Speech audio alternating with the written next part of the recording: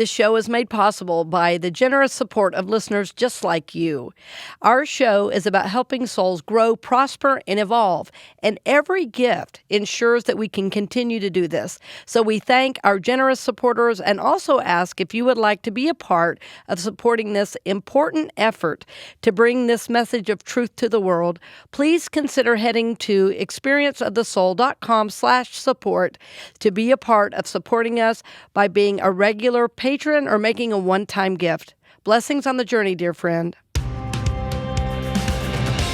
Natural Awakenings Magazine, Zen Living Realty, and Supportek Staffing present The Authentic Spiritual Journey, a weekly show featuring real and practical spiritual conversations from diverse perspectives here on the Experience of the Soul podcast channel. Today, episode 124, Spiritual Discipline.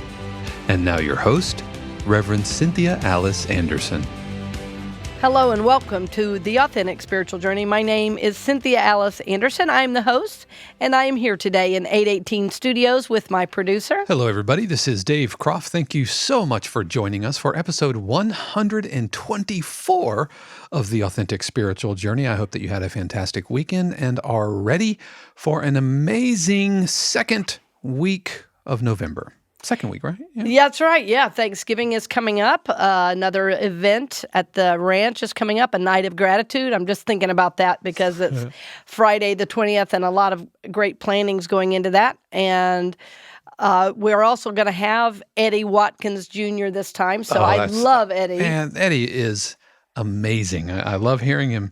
I love hearing him play. I love hearing him sing. And I could just talk to him for days and hear stories, Motown stories, all that stuff. Oh, I know. And he was one of our first guests, so he was real glad to hear of the success we're having on the show and some amazing guests coming forward in the next few months. So we're really blessed on the show, and we thank all of you for your loving support. So welcome to The Authentic Spiritual Journey. Yay, we're all in this together. Yes, ma'am. So, Dave, did you get the title today? No, I always wait. Oh, I forgot. To be invited. The title for today's episode for 124 is Spiritual Discipline. Spiritual Discipline. Yes, I wanted to do this show and have for a long time because what I notice about today's culture is that we all want things instantly. And so it's almost a dying art to commit to something and staying with it to see what that discipline will give you. But what I've noticed in the last few years is that idea is actually starting to reemerge. I'm seeing it with health. I'm seeing it with exercise. And I'm here to talk about it with your spiritual journey, that we need spiritual discipline to really grow, prosper, and evolve, which, of course, is the main three things we talk about, right? We want to grow as souls. We want to prosper in every sense of that word, and we want to evolve. And, I wanted to just describe a little bit and talk about the true meaning of those words. And I use the word discipline on purpose. And what I've noticed about, again, people that call themselves spiritual don't always like the word discipline. Now, people that we would consider religious love that word because, they talk about being in the Word every day. But when you consider yourself spiritual, meaning not attached necessarily to a dogma, then sometimes we tend to be, a little freer with our understanding of what the spiritual practice is. But the word spiritual discipline, I wanted to break down a little bit just to give us some awareness around it. And that word discipline, if you look at it real closely, the root word of that is disciple, right? Which literally means student, learner, follower. And so if you put that word spiritual in front of it, that word is very simply means, pertaining to spirit or, believe it or not, pertaining to breath, right? And we know from our scriptures that in the book of Genesis, it says God breathed into man's nostrils the breath of life.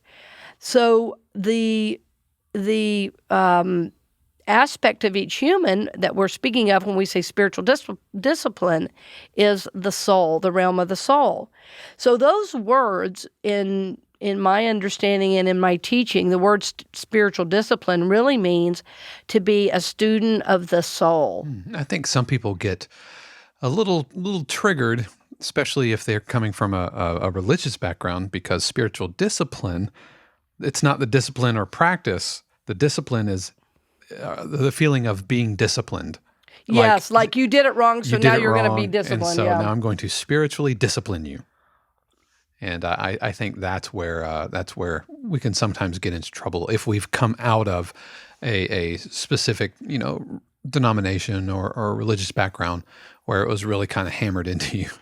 Right, absolutely. And I think that word is, of course, culturally, that word discipline used to mean a spanking, Right. So, I'm not sure if we would want to think about in relation to spirituality, that idea.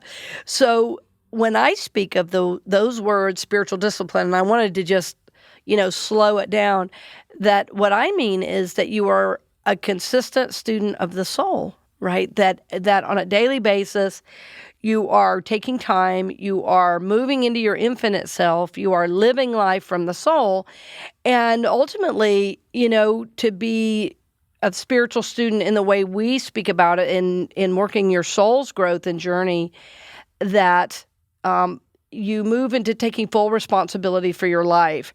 So we're going to talk about that today, and I'm real happy to be back in the studio with you and happy to be bringing this to you in early November. The seasons we're pretending there's a season change in Florida and different places around the world. Of course, the weather's very different, so there's a little bit of an energy oftentimes in November, December, January, and even into February of going inward. Yeah, last month we went up to North Carolina for Larry's memorial, and this was towards the end of October, and the leaves hadn't changed as much as I thought, but it was nice being in an area where there are hills and the leaves are starting to change, and it was really striking, because we've been in Florida for so long that you just get used to constant green and palm trees everywhere, and everything's pretty much flat. But it was pretty striking, and saw some good color. 70 degrees and sunny. Yeah, there is a temperature other than 70 degrees and sunny. So spiritual discipline, let's talk about that. Let's talk about that in early November, wherever we may find ourselves. And so spiritual discipline means becoming a student of the soul. What does this mean? Becoming a student of the soul. Well, ultimately, everything in your life, what you would label good or bad, is a reflection of the condition of your soul. Everything. When you're a student of the soul, you realize everything in your life, what you would label good or bad, is a reflection of your soul and your soul's condition. I said label good and bad because what we know when we have done soul work for a while is that anything that in the short term we would term good or bad, in fact, is from the highest level part of our absolute good.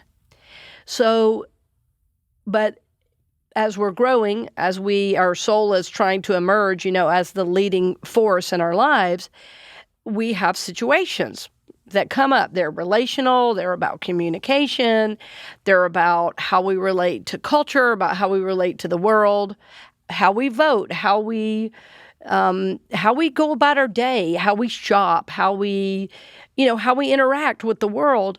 And all of those situations, all of those opportunities, then, yes, are a reflection of the soul, but all of those things that we do have consequences, right? So to be a student of the soul, really, I want to say this, you're going to hear me say this several times, is about taking full responsibility for your life and choices. And then what happens as a result of those choices then is what becomes the what I call the fodder for your soul growth. In other words, this is what you have to work on. And so many people I've worked with over the years have said to me, I just want life to be good and easy, and I want to go and be on the beach and everything to be fine. And I started laughing. I said, let me know how that goes. Let me know how that goes. I said, of course, we all want to be happy. And ultimately, when we're living from the soul, we are. But there are lessons to be learned. There is karma to be healed. There are relationships to reconnect with or release. There are things to be done. And so all of these things that I'm describing are aspects of the soul journey and what would be helped by our spiritual discipline. So to become a student of the soul means that every single day you are going to take time for your daily spiritual practice, every day. And what I know from my own journey, what I know from working with thousands of people is any day you don't do it, once you get really serious on the journey, if you don't do it, you feel like something major is missing. You feel like something major is missing. And the other thing is once you begin to do your spiritual practice every day that you'll find is that if you do it like when you travel, if you do it when, life is really strange, that your practice becomes such an anchor for you that you would not dream of not doing it every day. So if you're new to what we term the soul journey, what we term, soul evolvement, then if you're new to it, then the idea of a daily practice might seem overwhelming. But if you've been at this a while, you say, oh no, my soul practice is what gets me through every day. And you mentioned traveling. It can be a real challenge to maintain your discipline, your routine while traveling. Oh, right. Yeah, we were just talking about that. Mm-hmm. And a while back, I had to go back to Georgia. My mom had made her passing. She was 93. And I had gone back, first of all, to help support, getting her on hospice. And then when she did make her passing, I went back again for a small family event before, the actual memorial. And that, that happened just last weekend. And so the anchor for me, though, was my spiritual journey, the practice of my spiritual work every day and really honoring that journey I was on with my mom. So even though every day I still did my deep breathing and meditating, even though every day I did my morning pages that I'm so fond of, and I worked with the chakras, part of that work, though, was had shifted into honoring the process I was in with my mom and honoring her soul's journey. So the spiritual practice sometimes is seen as something separate, from what might be happening. Like, well, I got to sit down and do my spiritual work. But your spiritual work is simply a reflection and a rising up, so to speak, of your consciousness around your regular daily life. It's not like, oh, I have to go do this work so that then I can get back to life, right? That the daily practice is what anchors you and what focuses your attention into the higher realms so that when life happens, when you're dealing with, I don't know if there's anything more intense than dealing with the death of a parent. Mm. And to have my spiritual practice, to have my soul's journey be so anchored in the midst of the chaos and the grief has been a huge gift to my soul. Yeah. So just think about how, and we always come back, Dave, so often to how are we thinking about a situation? And, so to just, right now, to imagine how we thought about our spiritual practice, right? Are we disciplined in the sense that we're doing it every day? And maybe even multiple times a day we sit down to meditate, to center ourselves, or are we seeing it as, oh, I got to go do this chore, right? So the spiritual journey and the discipline that I'm talking about and honoring our soul's journey is a gift to us. It should be the one thing that we look forward to because it helps every other aspect of our lives.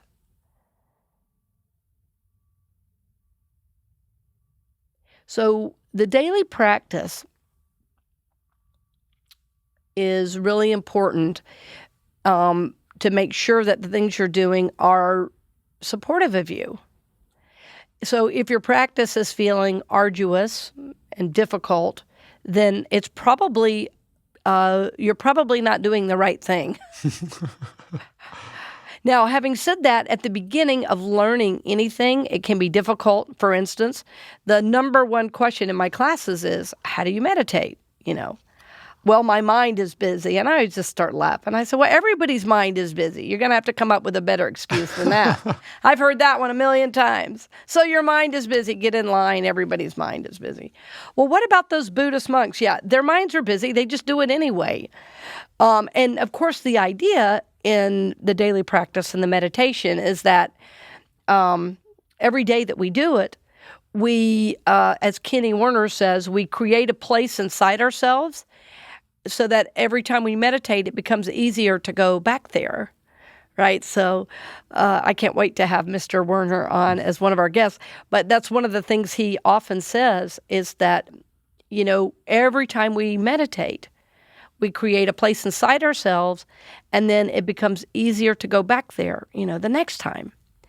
So that, in terms of thinking about your practice, even if meditating at first is a little hard, everybody needs to pray and meditate, because meditation means we are connecting with the higher energy of our soul. It means, we are becoming one with our higher self. And we can see and contemplate life then from that higher level of awareness rather than just the good, the bad, the up and down, and what many teachers in the East call the land of the opposites. So as we look out on our world right now, and I don't know anybody, I don't care what party they're in, Republican or Democrat. Of course, the election just happened, so maybe people are happy now. But in general, when I talk to people, it doesn't matter if they're Republicans, Democrats, Libertarians, they're white, black or Latino. It does not matter, gay or straight. I say, is the world looking and working fabulously for you? And the answer is a resounding what, Dave? No. It's a resounding no. I say, you mean this is not working for you? And they go, no. And the reason is we keep trying to solve problems with the mind instead of with the soul. And as long as we're trying to solve problems with the mind, we are always going to run into the same thing. He did this to me, she did that to me. And rather than looking at life from the higher perspective, we are fully in victim consciousness, right? And that's what we're seeing now in our world, that we everybody blaming everybody for everything and no one taking responsibility for where they are, for what's happening in their life, and in fact, even for the direction they're going. So the daily practice of meditation helps with that. It helps you be able to look at life from a higher perspective. It helps you to contemplate life from the higher perspective, and then finally move into more of a conscious awareness of what's really happening. So what I'm speaking of is a spiritual discipline that you honor yourself enough to do every single day. That practice is probably going to include some type of praying, which I often say is talking to God. It will probably have some aspect of meditation, which very simply put is listening to God. And probably it would have some aspect of writing or journaling to write down your thoughts and to be present to what's coming up for you in the time of meditation and prayer, and then what your intentions for the day might be. Everything I'm speaking of is about the soul's journey, and it's about when we commit to this daily walk, to being a student of the soul, that we begin to see changes in the better, not only in our thinking, but in our lives as a whole. Because when you are viewing life from the higher perspective, you are seeing the ego games. You are seeing the push-pull of the outer world. You are seeing the push-pull within yourself. You are seeing places that you're wanting to struggle and seeing places you're wanting to move forward.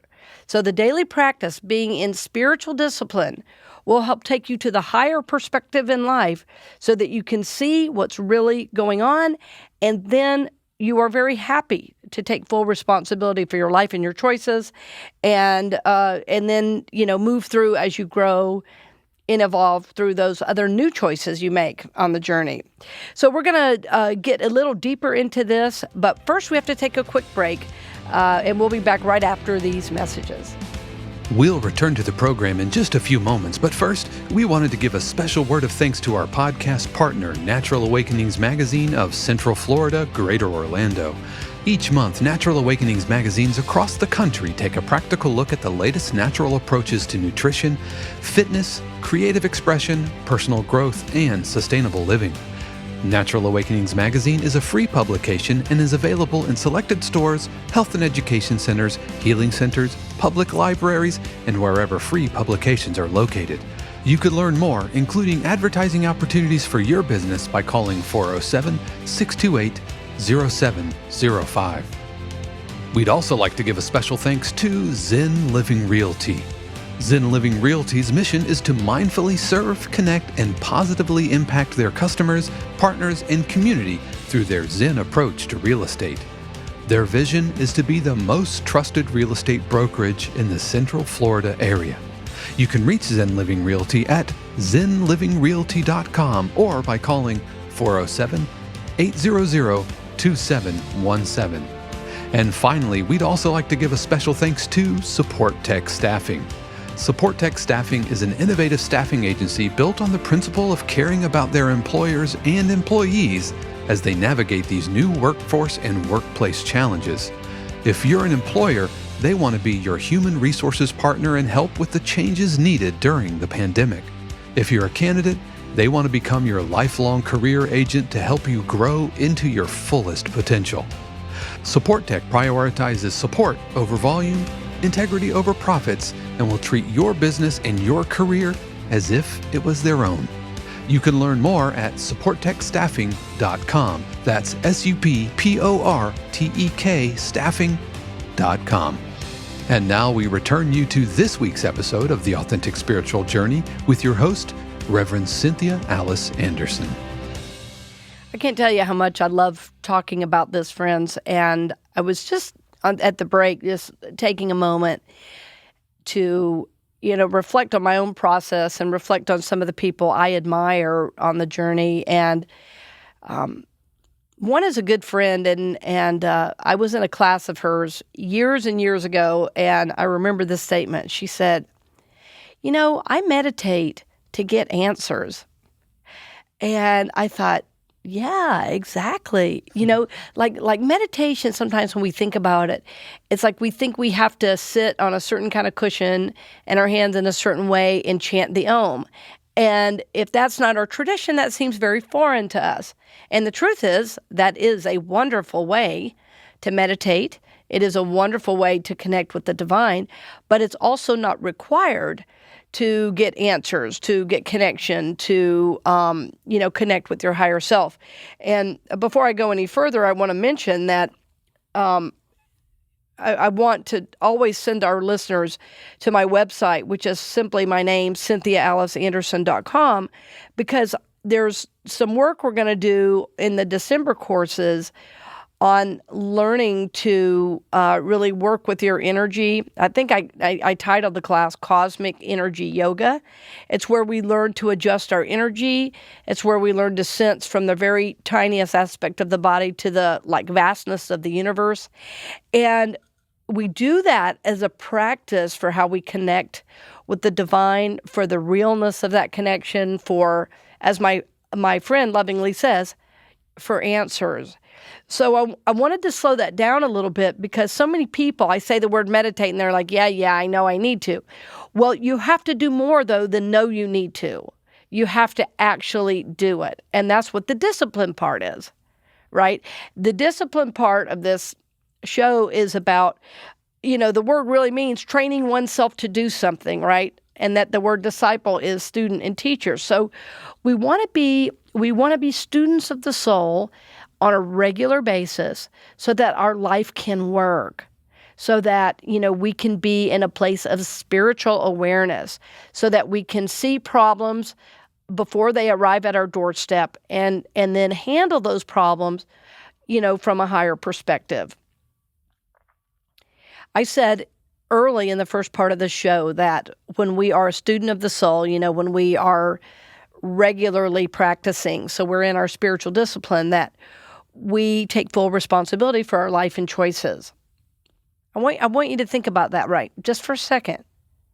Taking full responsibility for your life and choices. And I can tell you that right now, this is unusual. I know because of talking to people all day, every day. And when you step up and take responsibility for your choices, you absolutely will stand out. And your soul will grow. When you're serious on the journey, when you are practicing this spiritual discipline every day of meditating, of journaling, of, really listening to your higher self, then you know that every choice you make, every aspect of your life is an aspect of your soul growth that is on your path so that you can learn and grow. And as I love to say, grow, prosper, and evolve. So every choice you make. So what's so wonderful about taking full responsibility for your life and your choices, and I mean spiritual and otherwise, full responsibility for your life, where you shop, how you spend your money, how you relate to people at the grocery store, how you drive down the street, how you work with people. As you take full responsibility for your life and choices, the good news is it really puts you in the driver's seat of the feeling tone of your whole life. It puts you in the driver's seat of the feeling tone of your whole life, and it makes you incredibly aware of your soul's growth and your soul's journey. Well, this is necessary because the more unconscious we are, the more patterns we repeat. The more unconscious we are, the more patterns we repeat. And those patterns are typically based on past experiences. Maybe they're painful childhood traumas. Maybe they're past life memories that bleed through into the now. And maybe it's a combination of all of that. Just hearing that almost makes my stomach churn. Who would want to live life from that place? So when we take full responsibility for our life and choices, we are more consciously aware. And we go, wow, how did this end up at my door? And there are aspects of life I know that happen that are a surprise. As I said earlier, I don't have control over everyone's life. So my mom's passing, of course, has been very difficult. But it's been an important part of my journey. To honor her soul, to honor her journey, to honor my soul and my journey in the midst of all of that. Instead of being mad at my mom for making her passing, which I could have done, instead of blaming her for everything in my life, the way we're all known to do with our mothers, poor things, I saw which parts were mine. I saw which parts were hers. And we forgave each other years ago so that when she passed, I could be happy for her soul and her soul moving forward on the journey. How beautiful is that? And I got a lot of my spiritual discipline from her. So I really honor her today with that. Every morning we would get up and read the Bible, special reading every morning. That was just what we did. It didn't matter if you wanted to or not. You did it. You did it. And because of that, today I still have, beautiful memories of that connection time with her. When your mom has 7 kids, she's quite busy. So that was a special time of connection with her. And it also taught me that to rise early in the morning was a great time and a great way to connect with God.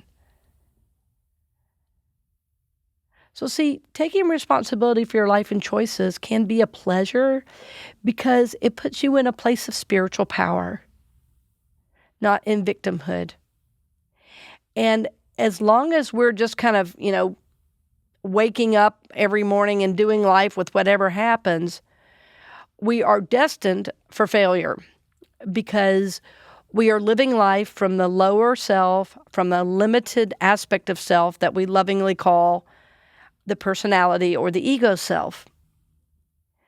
And our goal in having a daily spiritual practice, to have a real spiritual discipline, is that we live from the soul or the higher self of us rather than the lower self, which means we have this higher awareness, which means, again, we are taking full responsibility for our life and our choices, and that we are seeing life from a higher perspective.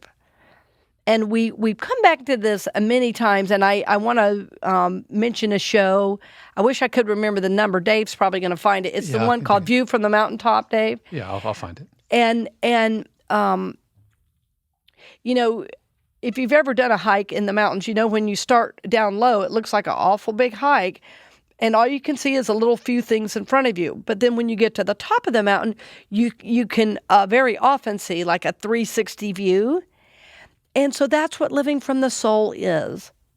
It gives us a higher view, a new awareness, and it puts things in proper perspective. It puts things in proper perspective. So the last part of the podcast, I really want to talk about seeing things as they really are rather than seeing things how we are. By the way, that was episode 28, January of Wow. 2019. Well, that was a good show because I come back to it many times in my mind. Yeah, we'll have a link to that in our show notes. And that's a very special place to me and my family as well, that the Max Patch on the top of that mountain. Yeah.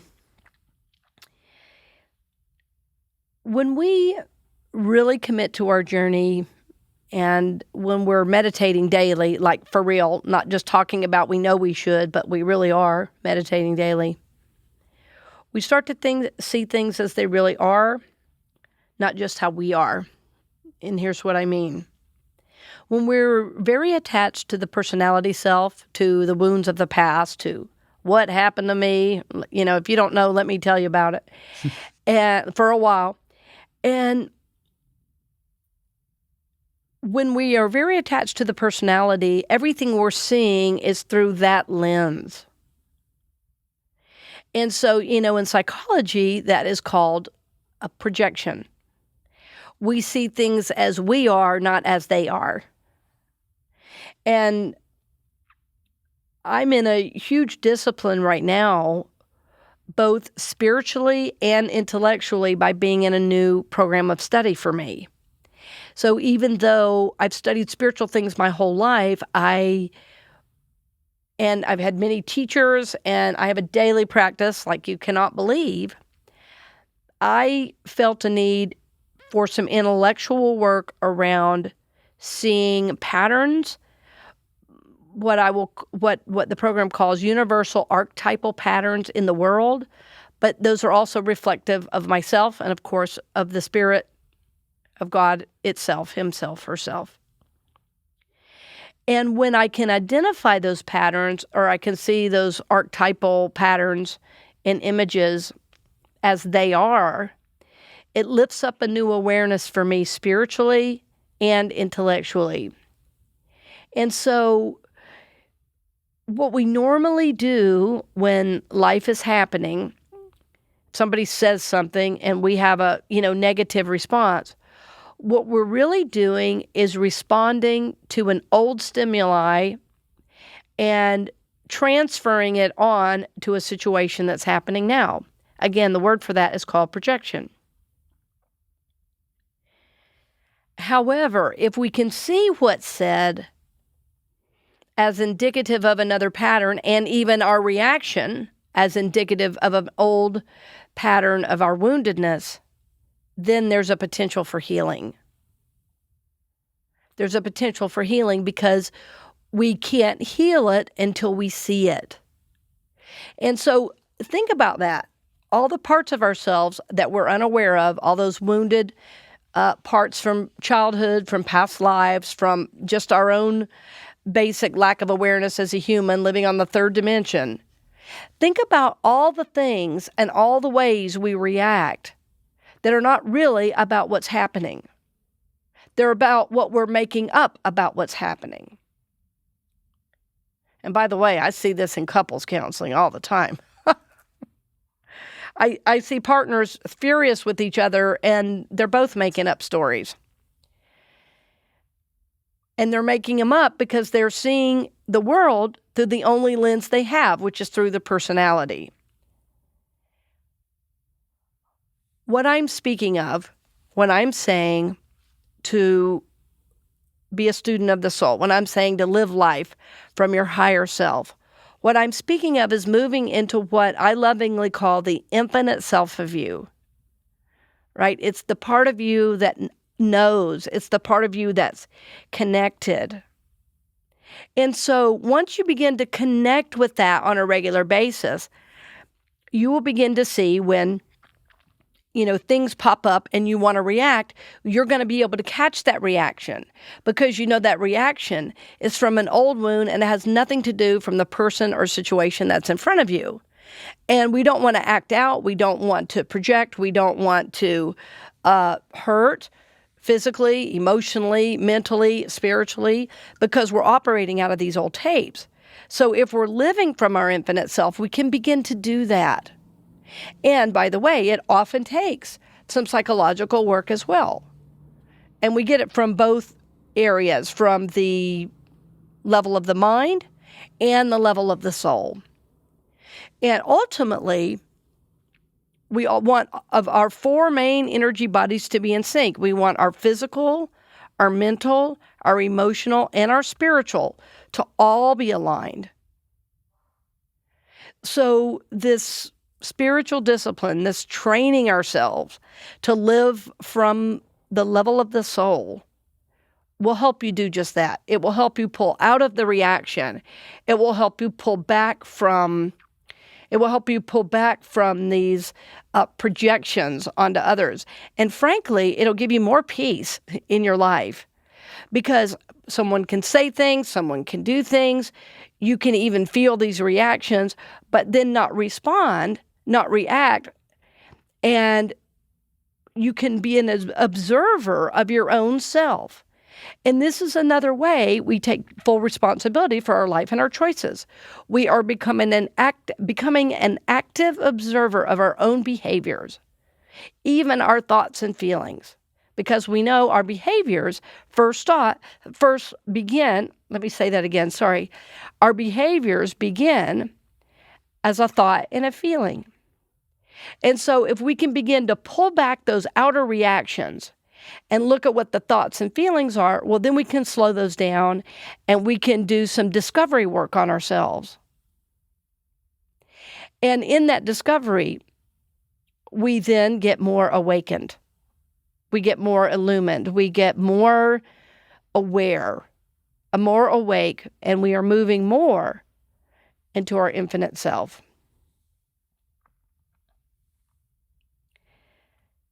I want to give you a couple of examples. It was a tough month last month with so many changes in my life.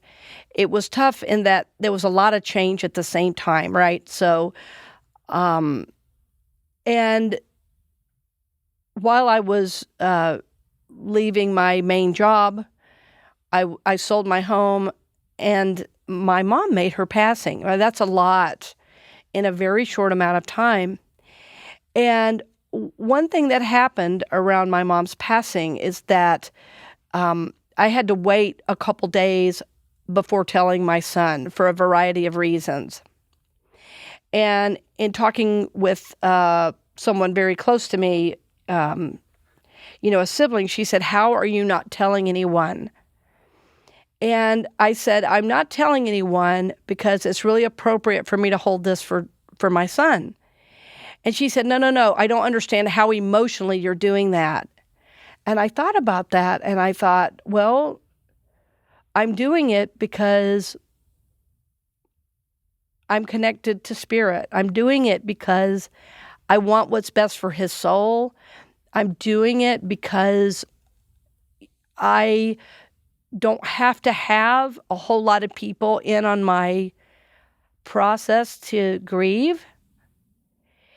And when I could finally tell my son, then I could begin to grieve more. And of course, I did grieve and continue to. But I could hold that emotional reaction because I could see it from a higher perspective. And I had to do another memorial for another person my mother's age, 3 days after she passed. I had to move. I had to end, my last Sunday. And I could do all of that because of my connection with my higher self, because of moving more into my infinite self and leaving those personality pieces that have to have all this outer support, that my support is inward. My support is God. And so I knew to be a good parent for my son, to be there for my spiritual community as they needed, my emotional reaction had to wait. And you know what? It did. There was no problem. There was no problem. God was with me. And so that was a tremendous amount of spiritual strength to be able to do that. But I was seeing things as they were, not as I was. And the joy in that is that I could really honor my son's connection with my mom. I could really honor my connection with my spiritual community and not need them to take care of me during a time of grief, because that's inappropriate when you're the minister. I could take care of myself, and if I needed my teachers, I could reach out, but not until I told my son. Because that was the right thing, that's what was needed. But I was taking full responsibility for my life and choices. I've been a student of the soul for many, many years, and will continue to be. Because I know when I am a student of the soul, when I'm in my spiritual discipline every single morning, when I have spiritual discipline, about my life and journey, that everything in my life is a reflection of my soul.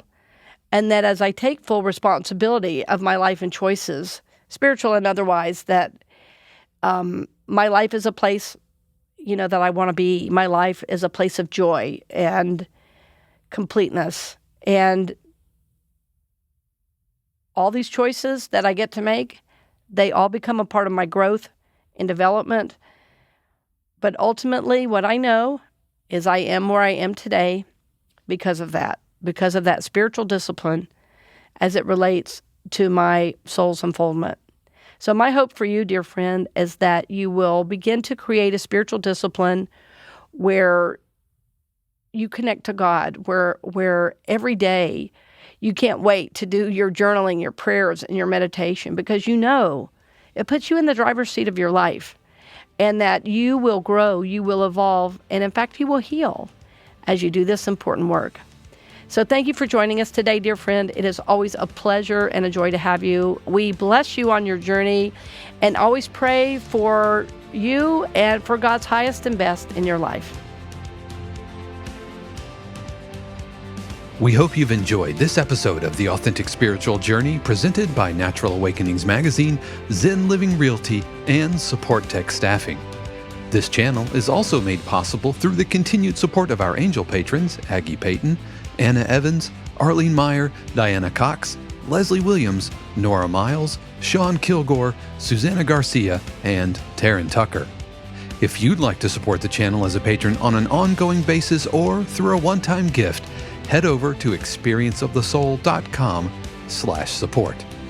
The Authentic Spiritual Journey is copyright 2020, Cynthia Alice Anderson, all rights reserved.